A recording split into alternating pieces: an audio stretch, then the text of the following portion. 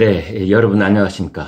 그때가 언제쯤일까 그런 생각을 하고 있었습니다. 문재인 정부가 시사 문제를 다루는 120여 곳 유튜버들을 그대로 놔둔 상태에서는 내년 총선을 치르지 않을 것이라 이런 예상을 했었습니다. 그런데 그 시기가 빨리 왔습니다. 어제 문재인 대통령은 드디어 근거 없는 가짜 뉴스나 허위 정보, 과장된 전망으로 시장의 불안감을 키우는 것을 경계해야 한다. 이런 말을 했습니다. 한상혁 방통위 위원장 후보가 첫날 가짜뉴스는 표현의 자유 보호 범위 밖에 있다고 했는데 이 발언들이 모두 청와대와 교감 상태에서 나온 것임이 확인된 것입니다. 먼저 방통위는 대법원이나 헌법재판소만큼이나 정치적으로 중립이어야 하는 곳입니다.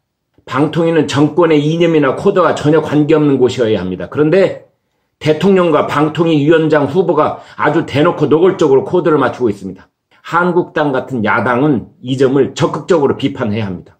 자, 문 대통령 발언을 자세히 좀 살펴보도록 하겠습니다. 얼핏 들으면 옳은 말 같지만 사실은 매우 위험한 발언입니다.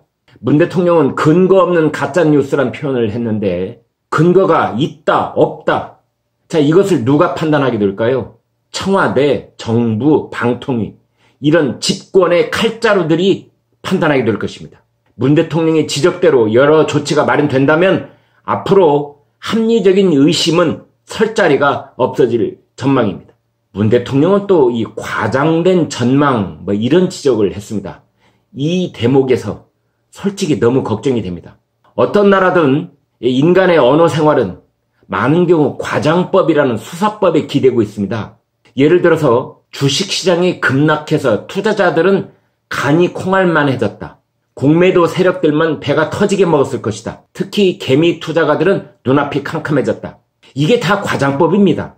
그렇다면 앞으로 우리 경제를 장밋빛으로 보는 유튜버는 괜찮고 경제를 걱정하는 유튜버는 모두 과장됐다는 처벌을 받게 될 것입니다.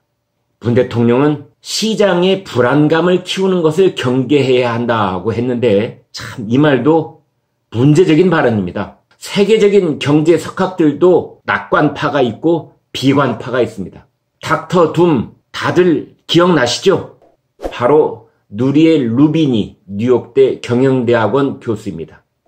그는 2006년에 이미 IMF 강연을 통해서 신용위기와 주택시장 거품을 근거로 경기 침체를 정확하게 예견했던 학자입니다. 닥터 둠 루비니 교수의 불안한 예언은 2년 뒤 그대로 현실이 되어서 세계를 놀라게 했습니다. 그런데 닥터 둠 루비니 교수가 최근 언론기고에서 2020년 세계 경제 침체가 온다고 예언했습니다. 그는 미중 무역전쟁, 미국 증시 거품 등 불안한 세계 금융시장, 중국 등 신흥국 부채 같은 10가지 이유를 상세히 적었습니다. 루비니 교수는 다음 달 추석 지나고 나면 서울에 옵니다. 아마 비슷한 얘기를 강연하게 될 것입니다. 문 대통령의 말대로라면 루비니 교수도 그의 강연을 전달하는 유튜버들도 모두 처벌받을 수 있다는 뜻입니다. 지구상에서 중국이나 북한 빼놓고 이런 나라는 없습니다. 문재인 정부의 잣대로 보면 루비니 교수도 꼼짝없이 가짜뉴스 유포자입니다.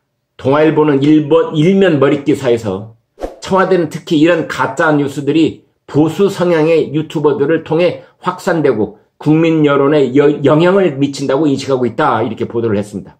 이 동아일보는 청와대와 방통위의 칼끝이 정확하게 보수 유튜버를 겨냥하고 있다고 했습니다. 문재인 정부가 이런 유튜버를 그대로 놔둔 상태에서 내년 총선을 치르지는 않을 것이라고 봤는데 그 시기가 빨리 오고 있는 것 같습니다.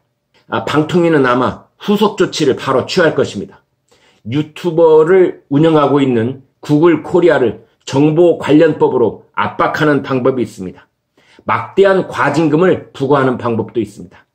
유튜버들을 명예훼손, 허위사실 유포 등의 혐의로 조사할 수도 있습니다. 원래 시사 유튜버들도 뉴미디어로서 언론 기능의 본질을 갖고 있습니다. 그리고 그 기능은 기본적으로 정부 정책을 비판하고 견제하는 데 있습니다. 그런데 문재인 정부는 드디어 보수 유튜버들에게 손발을 묶는 조치를 준비하고 있는 것 같습니다. 얼마 전에 이낙연 총리가 강하게 칼을 빼들어 가짜뉴스와의 전쟁을 선포한 적이 있는데 그때 이호성 전 방통위 위원장이 호응하지 않자 이번에 방통위 위원장을 경질하고 청와대가 나서서 본격적인 조치를 취하려는 것으로 보입니다. 다들 아시는 것처럼 조선 선조 때 당파는 동인과 서인으로 갈려 있었습니다. 일본의 행동이 심상치 않아서 조선에서는 일본에 사신을 보내죠. 동인에서는 김성일, 서인에서는 황윤기를 보냅니다. 김성일은 도요토미 히데요시의 체구와 외모를 보고 쥐와 흡사하게 생겼다 하면서 일본은 감히 조선을 치지 못할 것이라고 하였고, 황윤길은 일본의 침략을 예언을 했습니다. 조선에 귀국해서 두 사신이 상반된 의견을 보이자 조선 정부는 김성일의 손을 들어줬습니다. 왜 그랬을까요? 당시의 집권당이 동인이었기 때문입니다. 결국 조선은 침략에 대한 대비를 하지 않았습니다. 결국 1592년 임진왜란이 일어났습니다. 지금 보수 유튜버를 가짜 뉴스로 압박한다는 것은 임진왜란을 예언했던 황윤길의 입을 막는 것일지도 모르겠습니다.